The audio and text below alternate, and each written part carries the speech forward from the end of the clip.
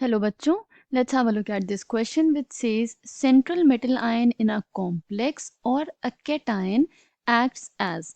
Options are Lewis base, Lewis acid, Bronsted acid और Arrhenius acid.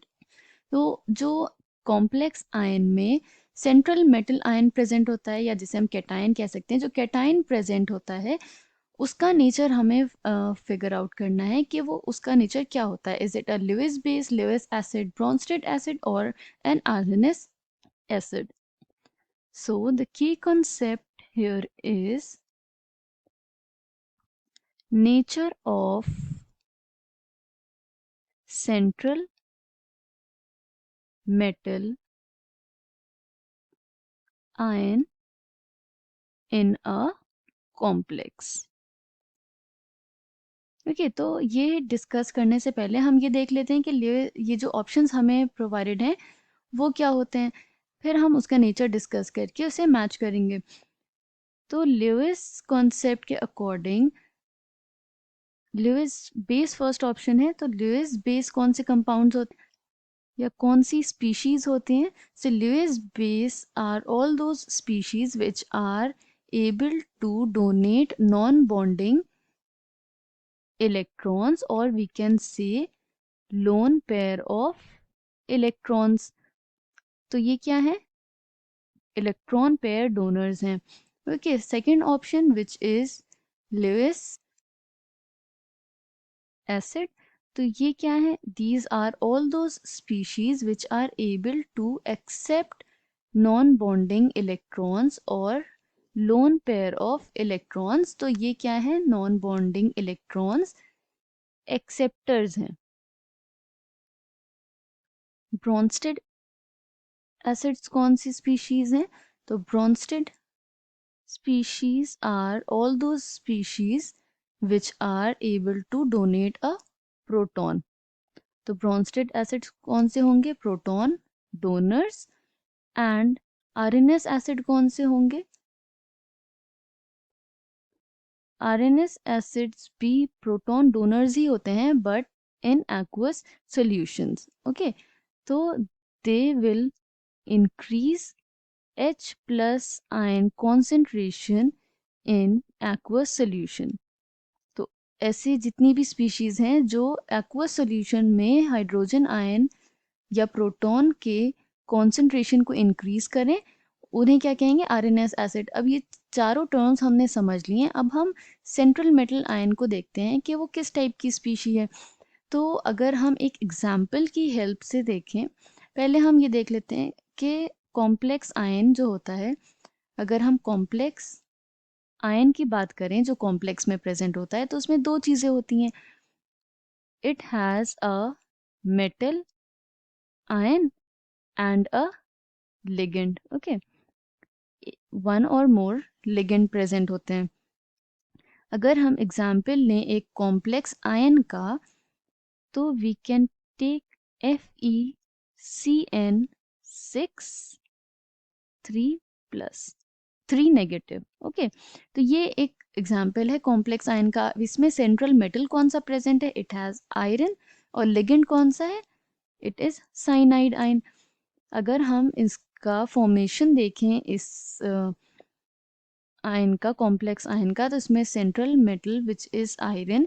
तो iron के ground state में हम इलेक्ट्रॉनिक कॉन्फ़िगरेशन अगर ड्रॉ करें तो क्या होगा, इट इज 3D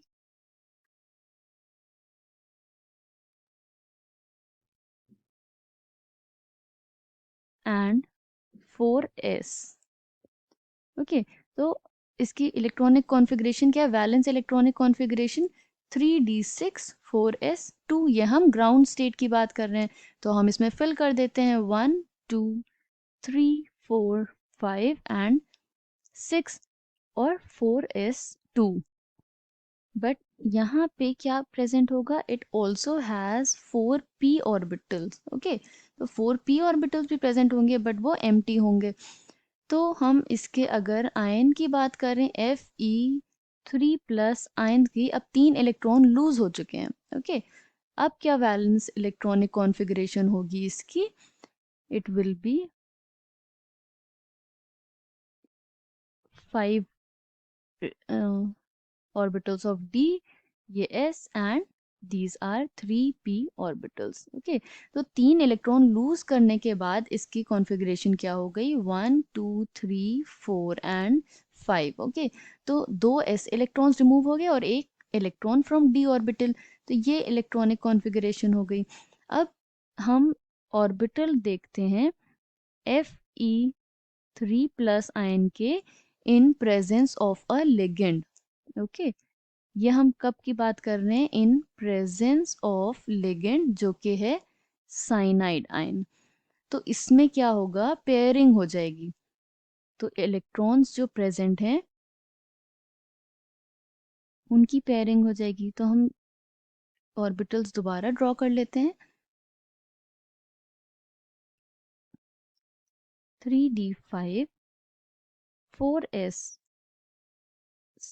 ये 3d orbitals, 4s orbitals and 4p orbitals हमने ड्रॉ कर लिए. ओके, अब पेयरिंग कैसे होगी, ये जो 5 इलेक्ट्रॉन्स प्रेजेंट थे 3d ऑर्बिटल में, ये क्या हो जाएंगे, 1 2 3 4 एंड 5.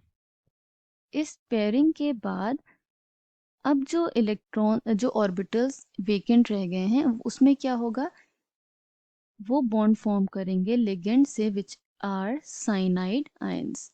ओके, तो 6 साइनाइड आयंस क्या करेंगे, they will donate their electrons. तो ये दोनों इलेक्ट्रॉन्स किसके प्रेजेंट होंगे, साइनाइड के, और ये एक ऑक्टाहेड्रल कॉम्प्लेक्स फॉर्म कर लेगा. तो इसमें हमने देखा कि Fe3+ के पास वेकेंट ऑर्बिटल्स थे, साइनाइड के पास लोन पेयर थे, राइट.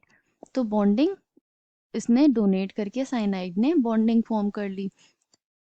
साइनाइड का अगर हम स्ट्रक्चर देखें तो इट इज़ लाइक दिस, जिसमें एक लोन पेयर कार्बन पे एंड एक लोन पेयर नाइट्रोजन पे एंड ओवरऑल नेगेटिव चार्ज है. ओके, तो अब उस चार्जिंग जो बॉन्डिंग अभी हमने समझी उसके बेसिस पे देखें तो Fe3+ आयन जो कि सेंट्रल मेटल आयन था कॉम्प्लेक्स में, या फिर कैटायन हम कह सकते हैं, इसके पास क्या थे, वेकेंट ऑर्बिटल्स थे, राइट. इसके पास वेकेंट ऑर्बिटल्स प्रेजेंट थे, तो इसने क्या किया, इलेक्ट्रॉन्स को एक्सेप्ट कर लिए.